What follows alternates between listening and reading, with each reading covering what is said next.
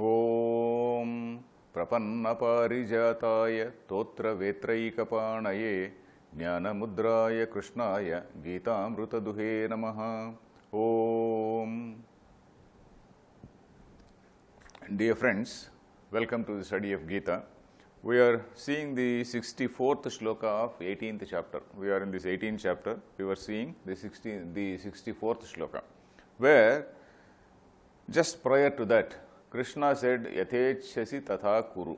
That is, I have told you what all I have to say. I have given you a big picture of what is your duty, what you are, what a jiva is, and what is that supreme reality. And in the awareness or in the light of that supreme knowledge, what a human being has to do. Because a human being's action is guided by the knowledge. And this knowledge Krishna has given, I have told you what is that supreme reality. And you have to decide where you are. Are you in that karma yoga level, or have you come to that jnana yoga level? You please decide where you are, and then you do. But then in the very next shloka he is saying, Tato vakshyami te hitam. I am going to tell you what is good for you. Because probably from Arjuna's face, Krishna thought that Arjuna is still wanting some guidance. Arjuna is still seeking final instructions from him. Because sometimes, though we understand it, sometimes we seek some ratification from above. Because in bureaucracy also we see that though we know that this is something right, sometimes we still seek some ratification from above. Okay, you please tell me finally, I will do that. So that is what Krishna also has detected from his face, from Arjuna's face. So he says, Ishtosi me drudhamiti. 64th shloka he was saying, Sarva guhyatamam bhuyah shrunu me paramam vachaha. Ishtosi me drudhamiti tato vakshyami te hitam. I am going to tell you what is good for you. We read this shloka yesterday. Te hitam. Hitam means what is good for you.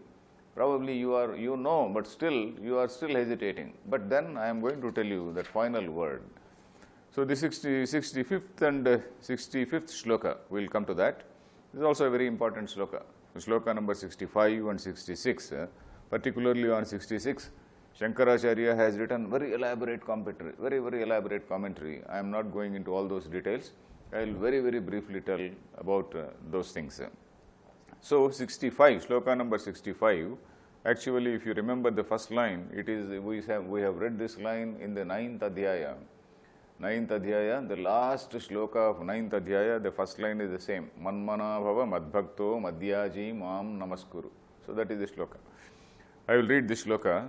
Manmana bhava madbhakto madhyaji mam namaskuru mame vaishyasi satyam te pratijane priyosi me. Manmana bhava madbhaktaha. Mat manaha bhava. Manmanaha. What does it mean? Mat means me, myself. Manaha means you have me always in mind. When Krishna says, we know that when Krishna says me, he is not referring to Krishna, the son of Vasudeva. He is not referring to something like ISKCON or something like that. He is referring to that supreme reality. He is not referring to a person. He is not referring to person, some Goloka, etc. He is referring to that supreme reality. Manmana bhava, when he says manmana bhava, you realize that that supreme reality is not different from you.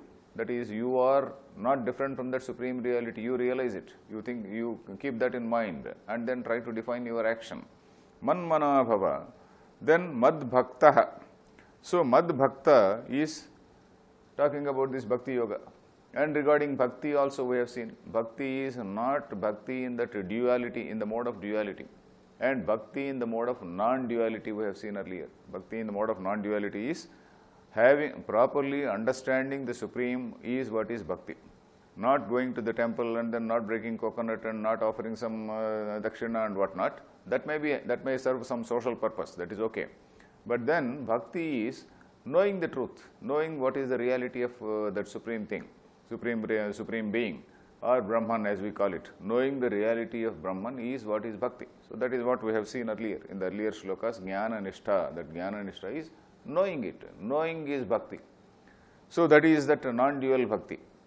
So manmana bhava madbhaktaha madhyaji mam namaskuru. Madhyaji. Yaji means what?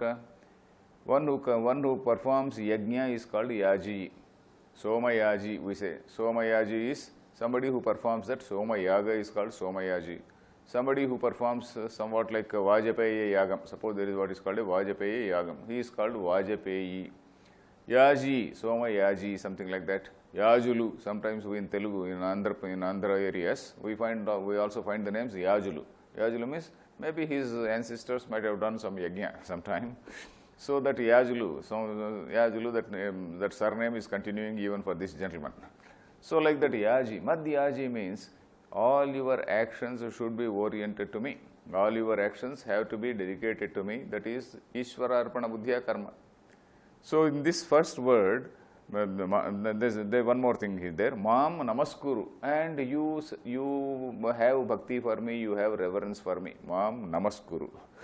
Then what does it mean here? So the commentators have pointed out one important point. Mad Yaji, at the level of Mad Yaji, when Krishna is saying you perform all your actions for me, that is for the cosmic harmony, what does it mean? He is talking about Karma Yoga.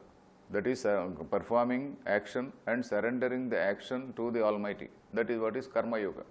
So he is talking about Karma Yoga by the word Mad Yaji. And when we say Mad Bhaktaha, he is talking about Bhakti Yoga. And that Bhakti Yoga again, what type of Bhakti? Bhakti not to some, suppose you do some Hanumat Parayana, Hanuman Chalisa, and then you want some obstacles to be removed. Or you worship some other deity, and then you want some obstacles to be removed or some material benefit you want. But here, you are not asking for any material benefit. When you are talking about that supreme reality, there is no wish list. When you go to a temple, when you go to Lord Venkateswara, when you go to some other temple, you have got a wish. You means not, I am not talking about you. You and me, all of us, we have got a big wish list. So here when we talk about bhakti, highest level, para bhakti, we don't have a wish list. We are only understanding the reality of that. And we understand that supreme reality is in me, it is in everybody, in every being. So that is Mad Bhakta, not seeking any benefit. I am not seeking anything, I am not begging for anything, and I am only aware, yes, this is something, this is what we call that Brahman is my own self. That is Mad Bhaktaha. Then when we say Man Manaha, Man Mana is Dhyana Yoga. We are talking about this Dhyana Yoga. The commentators have pointed out, Madhyaji is Karma Yoga, Mad Bhakta is Bhakti Yoga, Man Mana is Dhyana Yoga, where you are keeping your mind away from all the external attractions. In Dhyana Yoga, what is the benefit of Dhyana Yoga? The benefit of Dhyana Yoga is we are keeping our mind totally away. You have not that you have forcibly keeping away all that.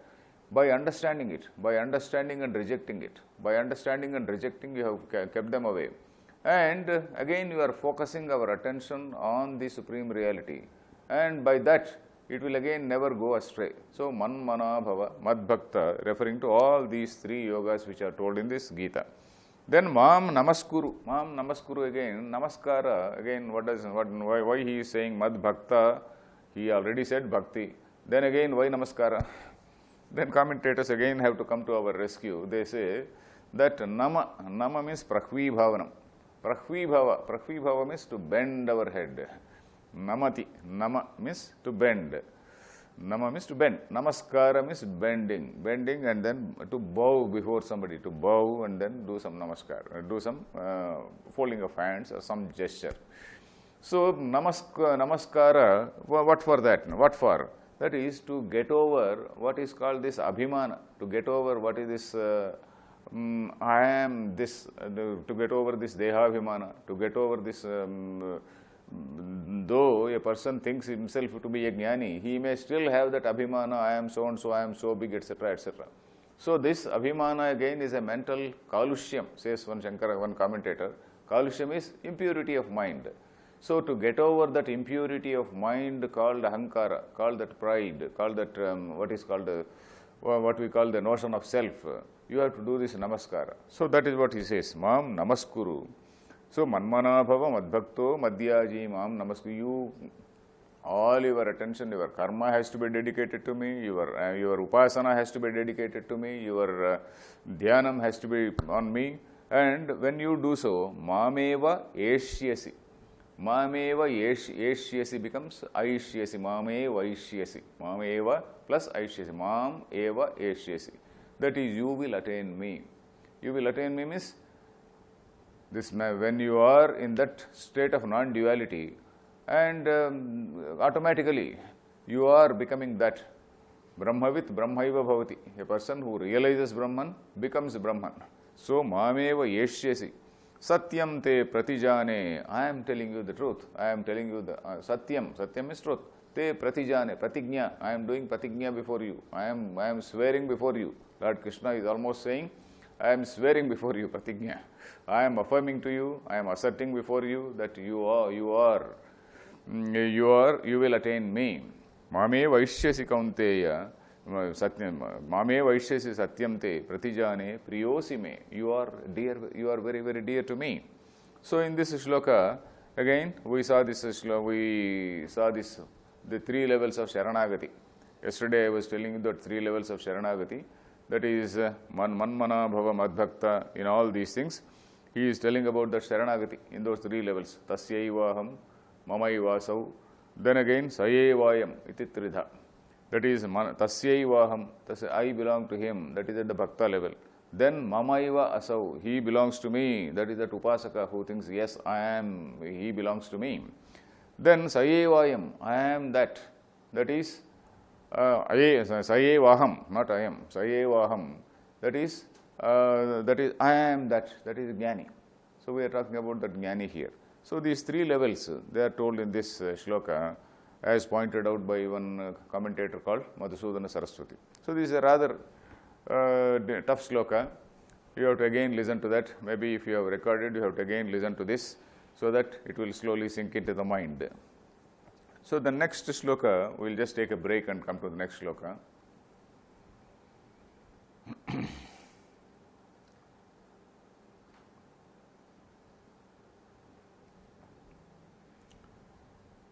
Let us come back. This next shloka is shloka number 66.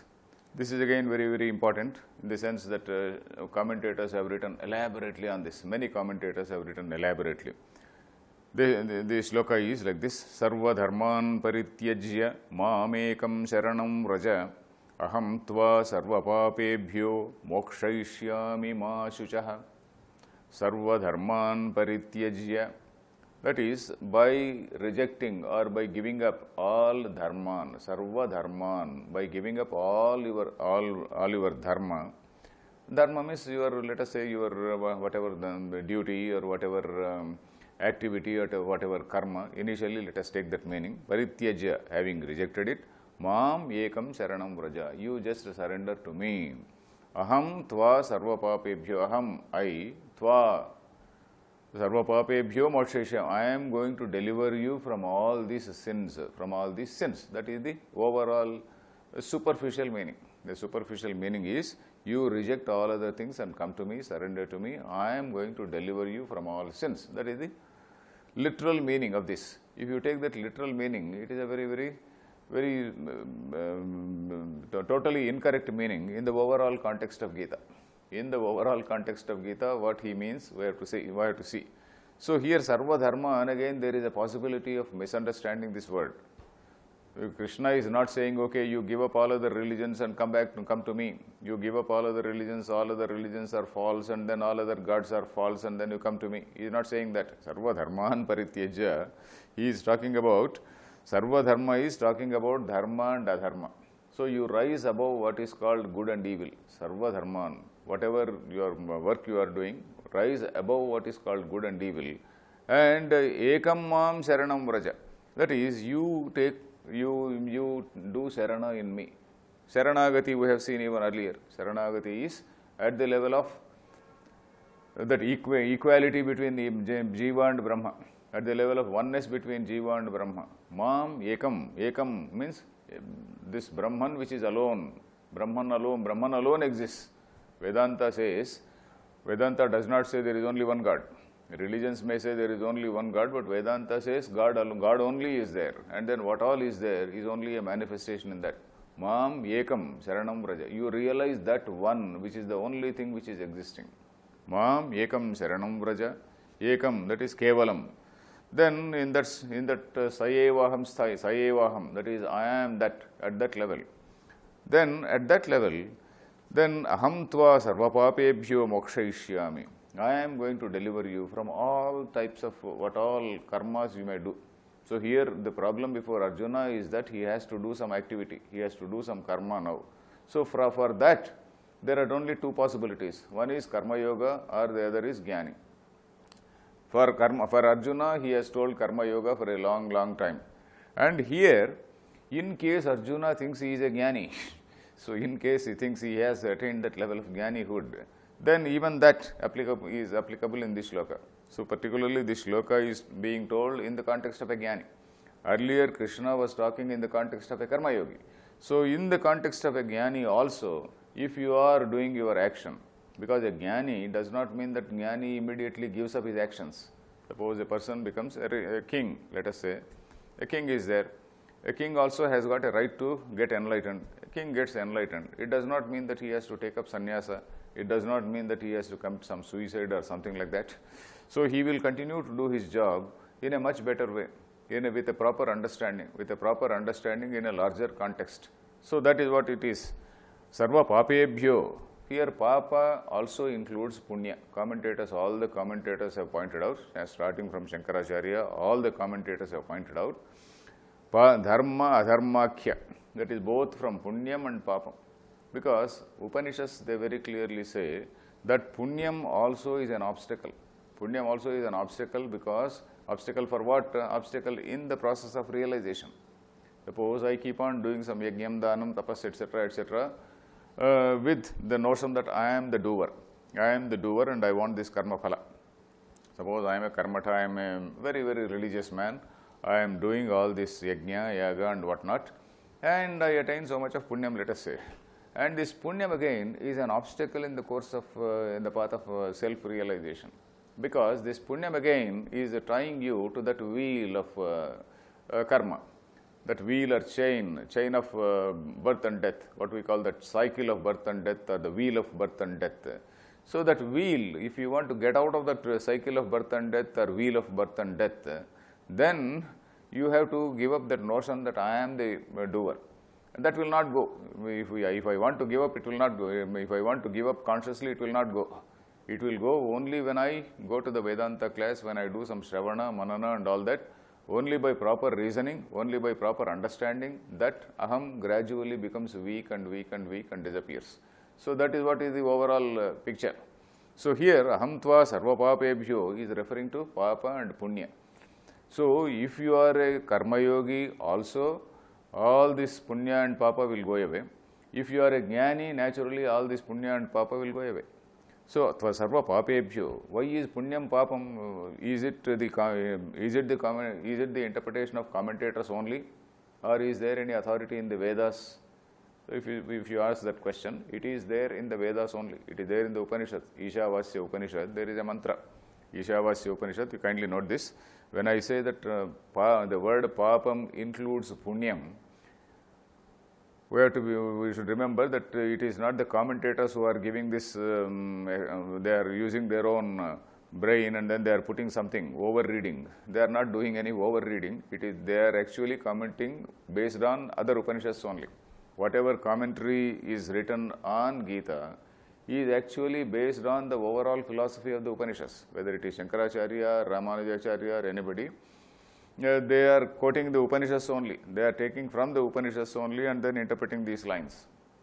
So, Sarva Papebhyo, that Ishavasya Upanishad says, there is a mantra which says that even what you call heavenly lokas, they are also like hell. Asuryanama te lokaha, andhena tamasa vrutaha. There is a wonderful line. Asuryanama te lokaha. A person who is not bothered about Atma Jnana, he may be going to some heavenly world. And what is that heavenly world? It is not different from this Asura Loka. Asura means hellish regions. Even the hellish regions, okay, it is he is suffering something. But in this Loka also, what is there? Okay, he is enjoying some physical pleasures. Asura, what is Asura? Asushu ramante iti asuraha, those who enjoy sensual pleasures. So from that point of view, even the so-called gods, they are only asuras because they are enjoying sensual pleasures. This is a wonderful statement in the Ishavasya Upanishad. From the point of view of supreme reality, whether a person is in hell or whether a person is in heaven, it does not matter, because both are, one person is enjoying is suffering some distress, one person is enjoying some physical pleasures, that's all. And the person who is enjoying the physical pleasures, he is not bothered about his Atma, he is not bothered about self-knowledge, he is losing his self. Atmahano janaha, he says, that mantra says. So, from that point of view, even that punyam is equal to papam only, because just as papam is an obstacle in the process of jnana, punyam also is an obstacle in the process of jnana. So, that is the reason why punya pape vidhuya, another Upanishad says, punya pape vidhuya. You reject, you shake off, vidhunanam means shaking off, you just shake off both the punyam and papam. Come out of it, transcend, rise above this punyam and papam. So, that is what Upanishads say. So, when we read the word papam here, so the commentators, they very rightly say that papam is, the word papam includes punyam also. Sarva papebhyo mokshayishyami ma shuchaha, mokshayishyami, I am going to release you, free you from all that, ma shuchaha, do not have any shoka. But then here we have to remember one more point which we saw in the 5th adhyaya. 5th adhyaya there is one line, Nadatte kasyachit papam nachaiva sukrutam vibhuhu. There is, if you just refer back to that, Nadatte kasyachit papam. God is not going to take away your papam. He is not going to take away your punyam. But here he is saying, Aham tva sarva papebhyo mokshayishyami. So how to reconcile this? So there, again from the absolute point of view, here again from the absolute point of view only. So, there the context is, God is somebody who is above all these papam, punyam, etc. Papam, punyam, etc. is only at the vyavahara level, at a transactional level. What we call that supreme reality or Brahman, it is something which is not bothered about, it is not bothered, not that it is bothered about, it is something which is untouched by all these things. The very nature of Brahman is that it is untouched by any of these things, it is unaffected by any of these things. Here we are talking about Mamekam Sharanam Vraja, it is talking about, even if you take at this absolute level, it is taking by identifying yourself with that supreme reality. Aham tva sarva papebhyo, it has to be taken as in a figurative sense, used in a figurative sense. Sarva papebhyo mokshayishyami means, by identifying with that supreme reality, your actions will become automatically pure. And your punyam and papam also, you will not bother to have that punyam also. Though you may perform some yajna, whatever it is, but you will not have that notion of kartrutva, that doership is not there. When you don't have that idea of being a doer, then naturally that punyam also is not there.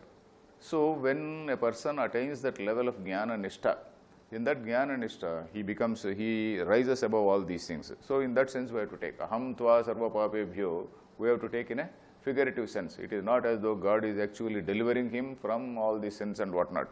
Sarva papebhyo mokshayishyami. So that is what we see here.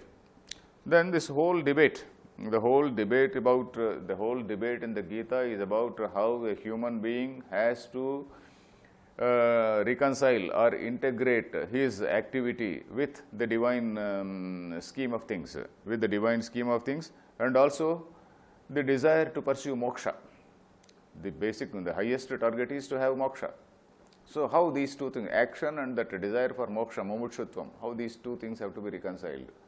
So this can be reconciled only when a person attains that Advaita Jnana, when a person attains that he attains the knowledge that he is not different from that reality, and he can continue to perform karma as something which is natavat karyam karoti.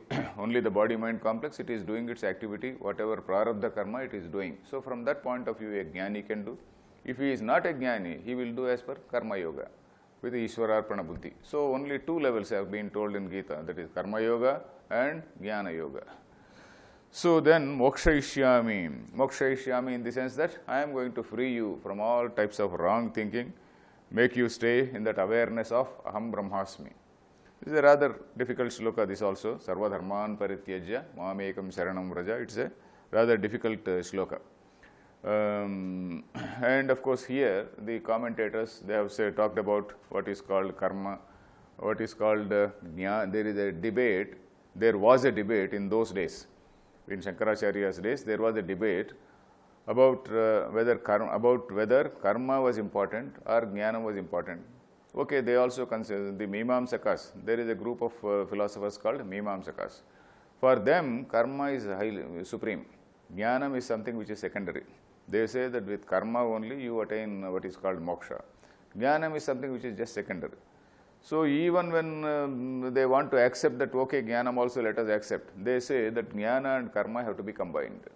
So Shankaracharya and the Advaita doctrine, what Advaita doctrine? Basically Shankaracharya does not mean that he has invented it. He is only saying from the Upanishads. He is quoting from the Upanishads only, taking help of the Upanishads only, he is arguing.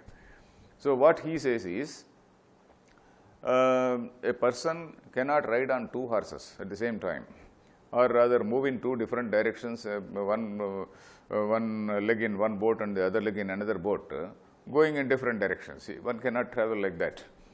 How a person cannot at the same time think that he is a karta and he will be doing some karma. So that is at the level of person who is doing karma. And a jnani means he has no kartrutva bhavana at all. So he can't be both at the same time. There can be different levels, different grades. In the beginning he may be doing karma and later he becomes a jnani. That is okay. In the same person there may be two different levels. But at the same time, same person will not be having this split personality. So about this, there is a big debate about what is called jnana, karma, samuchchayavada, etc. Under this shloka, Shankaracharya has written a some long passages. It was actually a contemporary debate at that time. But right now, not contemporary to us, it was contemporary to Shankaracharya.